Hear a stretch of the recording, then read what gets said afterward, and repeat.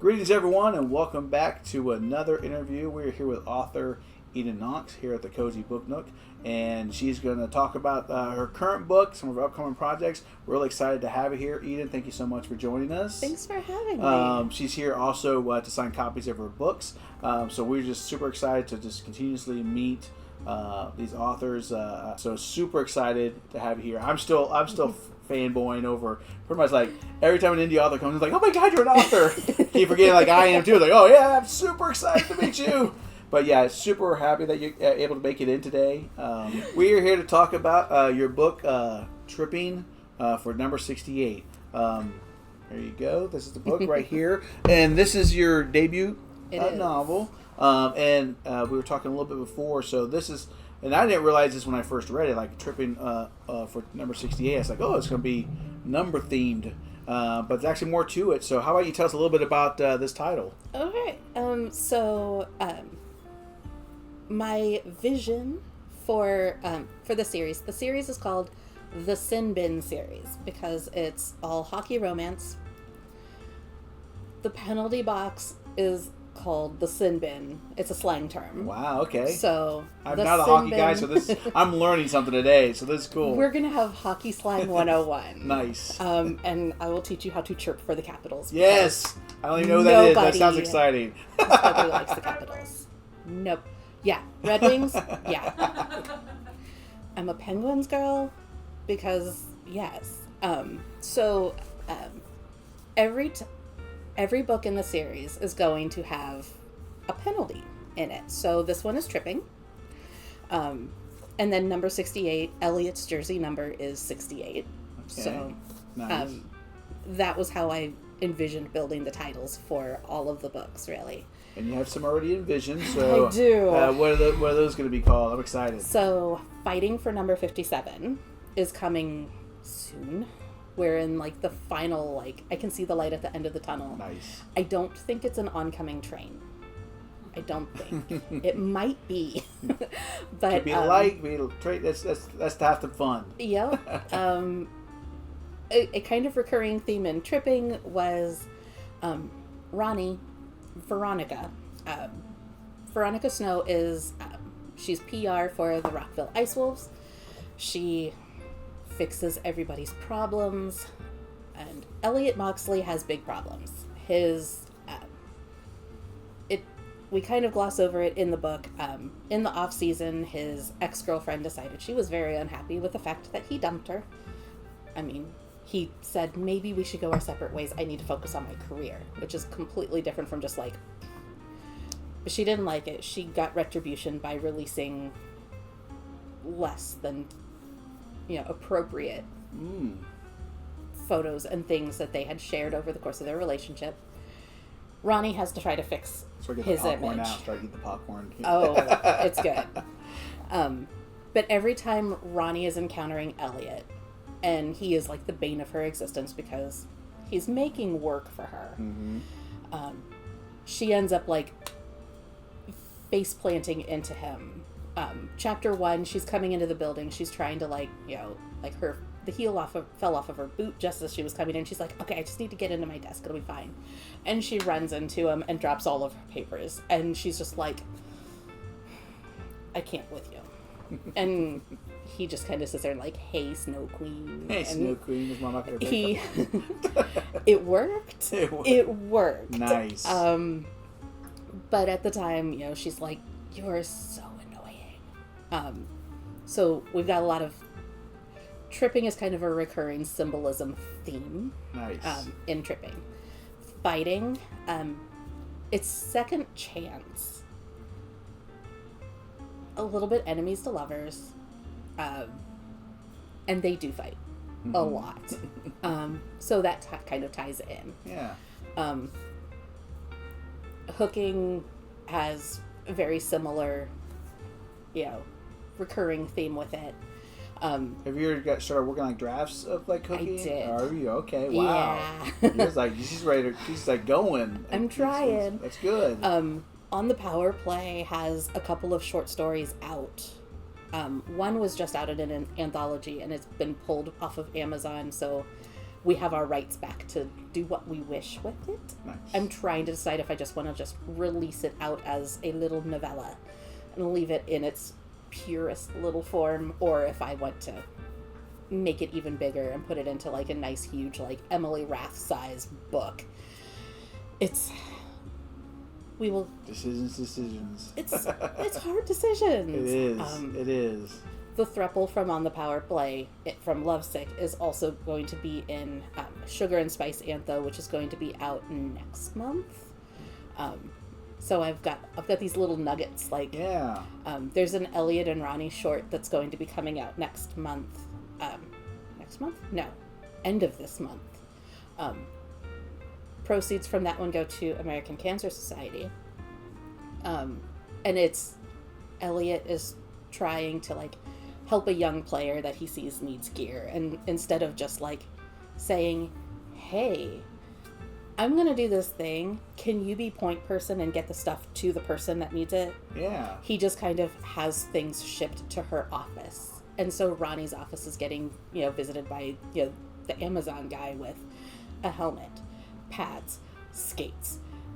The kid is a goalie, so goalie pads. Right. Her office is full of stuff, and she's like, why?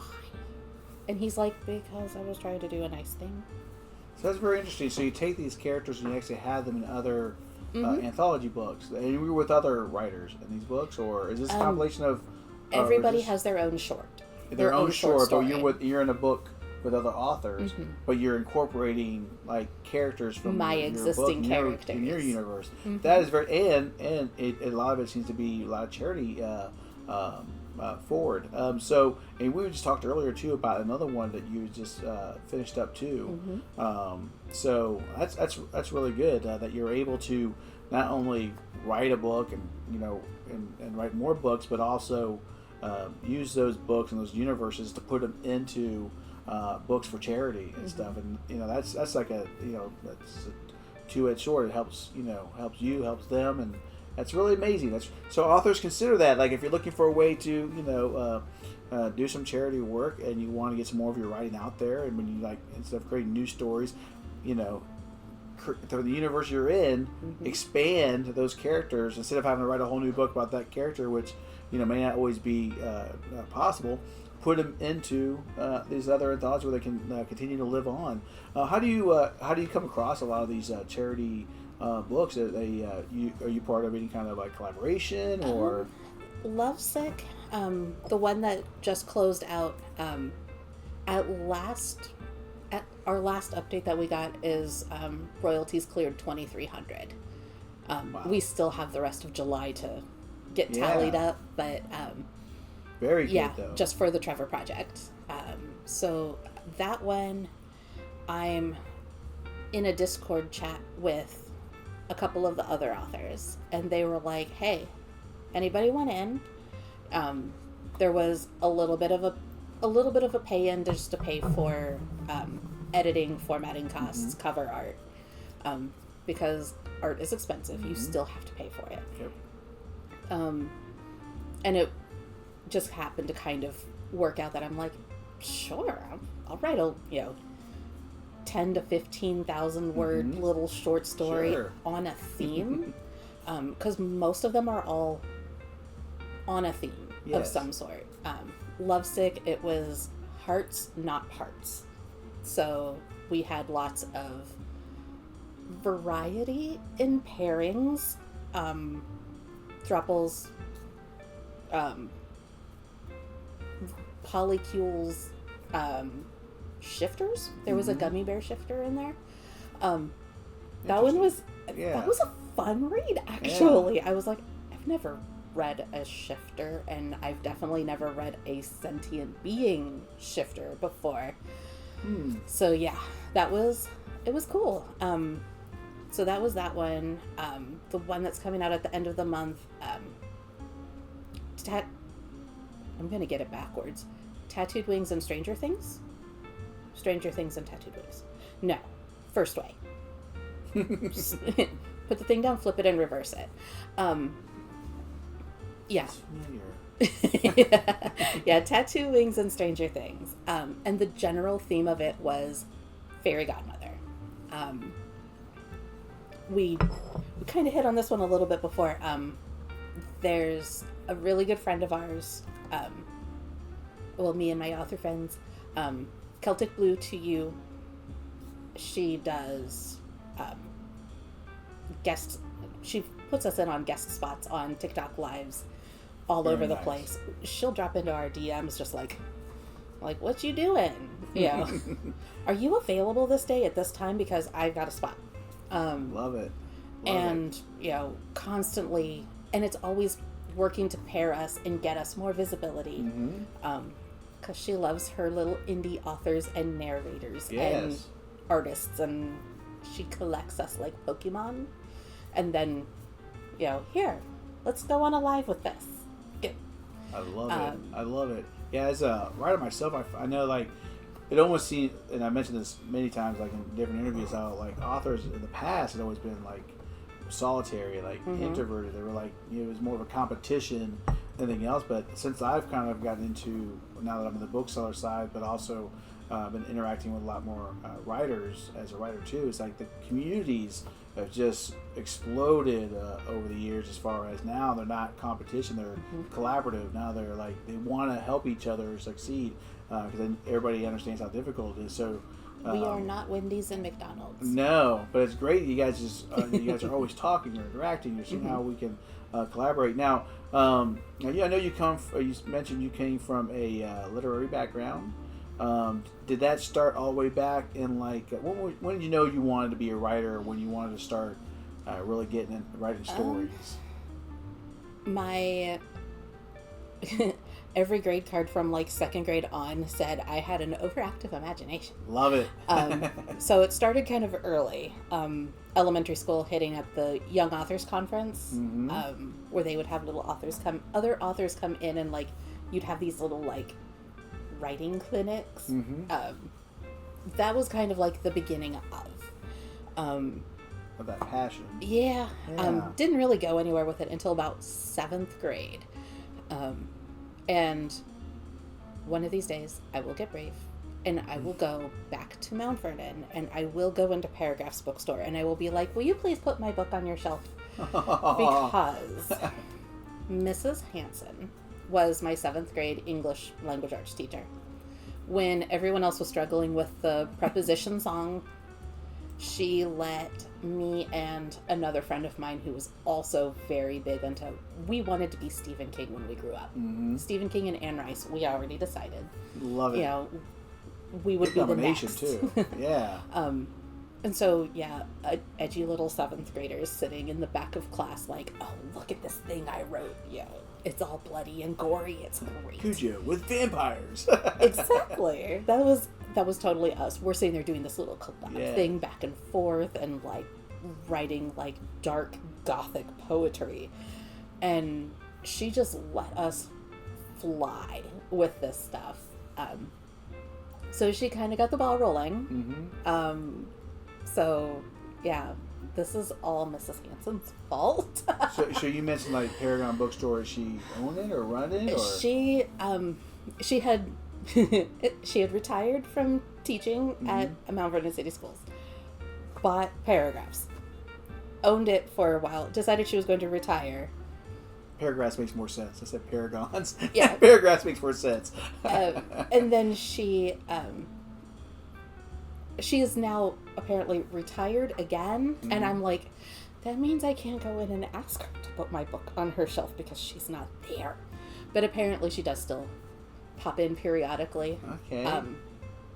Is it an indie bookstore? It is. A little indie bookstore in Knox County. Yeah.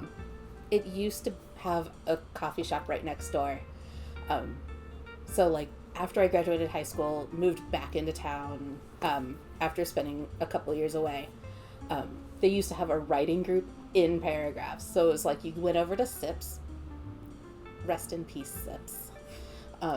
Get your coffee, go through, and then Paragraphs would have been closed already, and then we just had the place to ourselves to do like a little writing group, and it was phenomenal.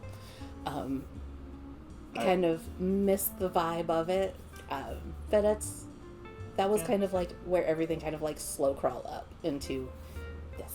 for the energy I'm going to give you now is maybe reach out to them like through social media and stuff, because a lot of indie books, I think they'll be as excited as we are to have you here, like even more so because that's it's from where you're from. So I think if you reach out, I think you'd be pleasantly surprised, and if you let tell them the same story as that, I think for sure she'd be happy to come in. I mean, it's good when you have somebody that inspires you. People don't realize how they influence people they interact with to inspire them to start writing.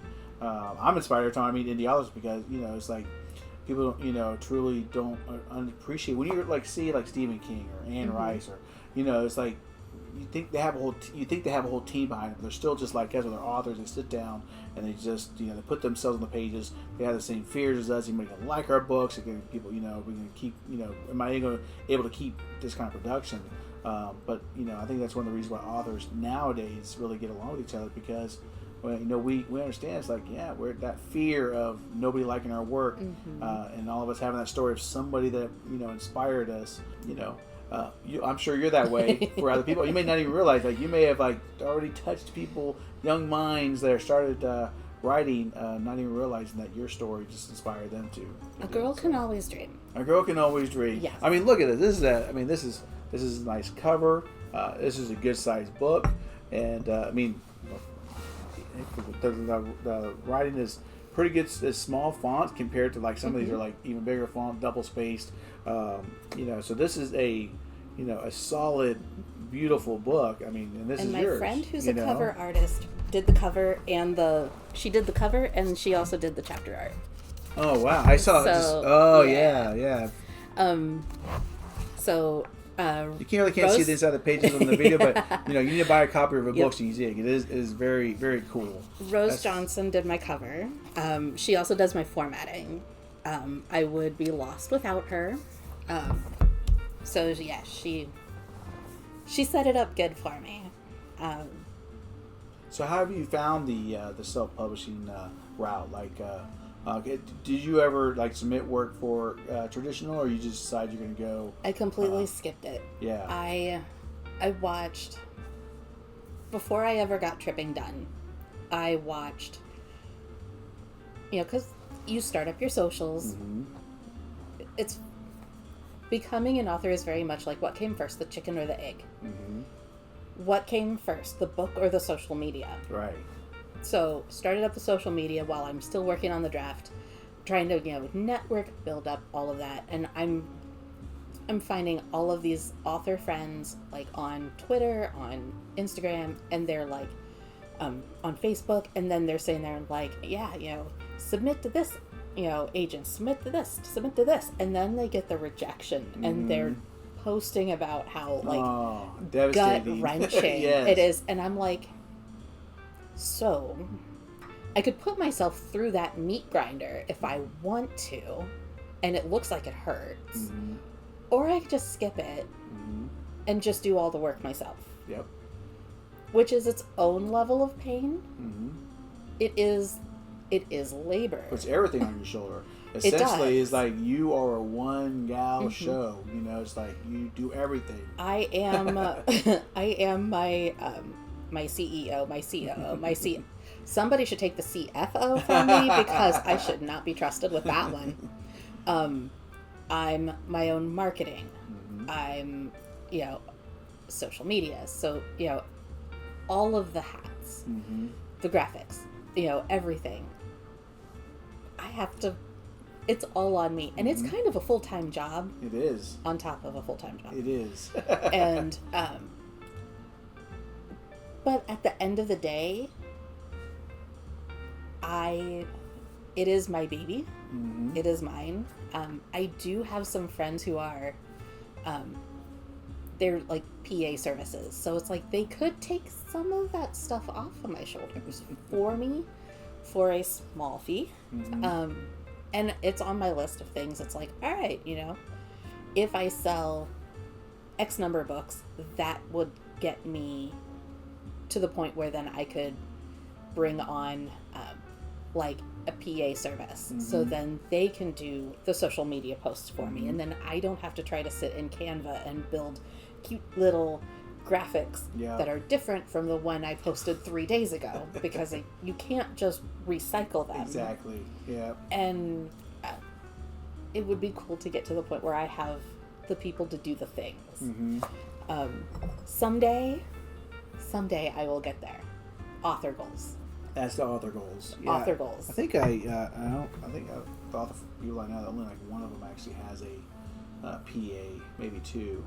But yeah, I mean, because that's so much work. But one thing I do like about self-publishing is if you have a story, you can publish it. You know, it's like there's no more sitting around waiting for those letters to come in saying, you know, this is not going to be a seller. Waiting 6 months for that. For that Sorry. broken heart, you know, that dear Joan letter to come in. No, it's like you have a good story, you want to put in the work, you can, you know, publish that book.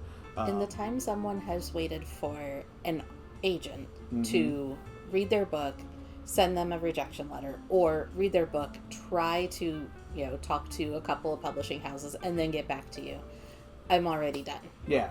I'm already done. I'm ready to rock and roll. I'm already getting mine in the hands of readers. Yeah. And that's what, you know, like Leslie and I, that's one of the reasons why, you know, we, you know, kind of started the Cozy Book Nook and really wanted to focus on indie authors because our goal is to get books in the hands of readers, you know, like books of authors that might not had always been able to like reach out to that number of people. We're building up a good fan base here to really, as people come in, they're going to see your book, you know, proudly displayed there. We're doing like vendor events where we take books with us to sell like a mini bookstore. We sell online. We sell through multiple, you know, things because we really want indie authors to succeed. But now that we got to the point where we have a bookstore, I've noticed a lot of other bookstores in the local area love supporting indie authors. Like they just like local talent. Local has really become big everywhere, I think, nowadays, especially, you know, since 2020 people kind of like saw the mom and pop shop being taken over by, you know, big Barnes and Nobles, and the Barnes and Nobles being kind of knocked out by Amazon, and now we're kind of reverted back towards like I missed that touch of the mom and pop shop, the small interactions where you actually get to know people's names, and here's the same way with these indie books. I can look at each one of those books and tell you about the author. There's a story with each one. We've interviewed each one of them. So as this, you know, grows, like, you know, these guys, I love Clive Cussler, I love Stephen King, James Patterson. But when I walk in there, I'm just kind of overwhelmed with the books. What? David overtook James? I know. Well, almost. A lot of them were donated. Not quite. And then we had 70 Danielle Steele. So if you like Danielle Steele, we've got a collection for you. She's kind of author goals a little bit. She has been cranking out like a book every 4 months. Since the early, like late 80s, right? early 90s, something like that. I mean, she was there when I was growing up, you know, and I'm old. I remember the solid one color with the gold letters. Yes. I used to try to that one here. I used to try to swipe them from my mom because she would go to the library and get those. Yes. And then I'd sit there with like my stack of Stephen King books, and then I would read through them way too fast because I'm a bookworm. That's what I do. I don't know how you can read through Stephen King so fast. It's like this thing. I'm like, it take me a lifetime to read like half one of those books. It took me 3 weeks to do The Stand. Wow. And that was the one that took me the longest. But I could usually burn through like The Shining, Carrie, Christine in like 3 days, 4 days. That's amazing. I love that.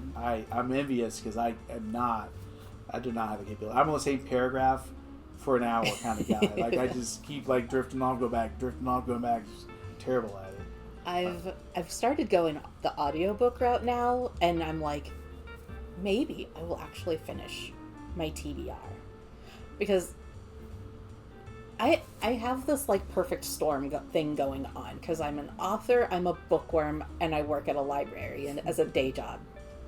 Everyone thinks I have all this time to read. I don't. If you are writing your own book, you are not reading somebody else's book, especially not in the same genre. It's true. Let's go back to that. So you work at a library? I do. So here's a little history for the Cozy Book Nook.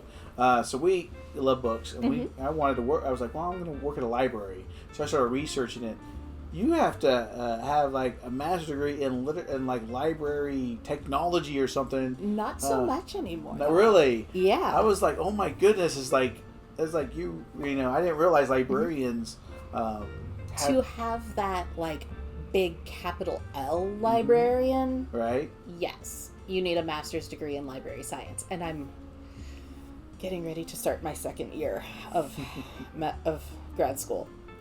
Congratulations, and I'm sorry. I kind just of, for the amount of work you got coming for you. I kind of hate myself a little bit. Choices were made. Yes. Choices were made. Yes. Working full time and doing grad school and writing a book at the same time. No. No. Yeah. Something has to give. No.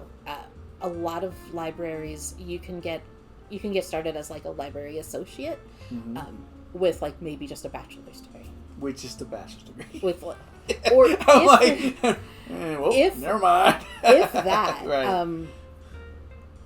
I think when I had looked at Dayton Metro, it was like I think it was like a preferred bachelor's degree, but it wasn't like a required. Okay. So there might be a chance to steal a line from Dumb and Dumber. I went the route of like not wanting to be rejected by submitting to traditional like authors. I just opened my own bookstore. I was like, well, is that just I don't want to like spend that much time just for a career change and then still get rejected, not be able to get the jobs or the openings. Let's just open up a bookstore. Yeah, problem solved. Look, there you go. I work in a bookstore, and it's been great. I love it. So yeah, you can officially take like the line from Barbie. My job is books. My job is books. My job is books. Sing the Ken song next. Go for it. Go for it. I can hear it in my mind. I'm so bad with songs. I'm one of those guys that learns like one line, and then I'll just sing that one line over and over again because I never remember the rest of the song. But again, thank you so much for joining us. Anytime. I really enjoy this, and I'm really looking forward to getting your books on the shelves. And then so be sure to check. I'll have all the links to all of our socials in the description below. But be sure to when you visit our store and you come over to the local indie author section, be sure to check out Eden's books. Go to our online store and just. Is every time you buy a book, I almost feel like I'm pitching like, Sarah McLachlan playing in the background. Every book you buy allows an author to eat a meal. In a way, it does. So but absolutely. I mean, if you love to read and you're looking for the next great read, definitely keep indie authors in mind. Keep Eden in mind because these are books. They're not just littered everywhere.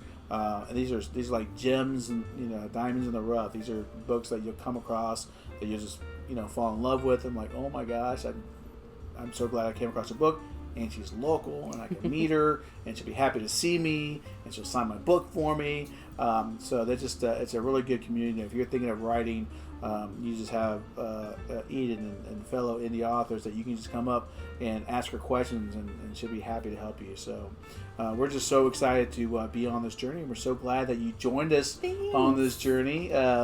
We've only had a couple of authors since we're fairly new that we haven't met. This is the first time we've met. I'm super excited to have met you. Leslie too. She's in the audience out there waving at us. But yeah, so we're gonna get back to drinking our tea and signing some books. And thank you so much for joining us. Thank you. And we look forward to the next time. Actually, no, we look forward to seeing you the next time. Yes. She'll be here again. But all of you, thank you for joining us again. And I hope you enjoyed this interview, and we look forward to seeing you in the next episode. Thank you so much for coming, Eden. Thank you so much for coming, and see you in the next show.